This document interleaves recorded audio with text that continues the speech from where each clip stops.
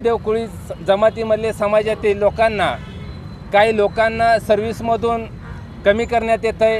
काही लोकांना सर्व्हिस झालेली आहे परंतु त्यांना मोबदला मिळत नाही। ज्या पद्धतीने बाकीच्या जाती धर्मांना तुम्ही जसं सांभाळून घेताय त्यांना त्यांचा हक्क अधिकार नसताना देखील तुम्ही बेकायदेशीर त्यांना मदत करताय। मग आम्ही तर त्या कायद्याच्या चाकुरीत बसतोय, आम्ही तर कायद्याने मागतोय, परंतु या गेंड्याचं कातड्याचं सरकार शिंदे आणि भाजपचं सरकार जाणून बुजून महाराष्ट्रातल्या कोळी समाज बांधवांच्या घरावरती नांगर फिरवण्याचं काम करतंय। महाराष्ट्रातल्या आमच्या आया बहिणीच्या परपंचात चुलीत पाणी वाचण्याचं काम हे शिंदे सरकार करतंय। परंतु या ठिकाणी आपल्या माध्यमातून कडक आणि कडक भाषेत इशारा देतोय। मग त्या सरकारनं कोळी समाजाचा दम समजाव किंवा विनंती समजाव किंवा काय समजाय ते समजून घ्यावं।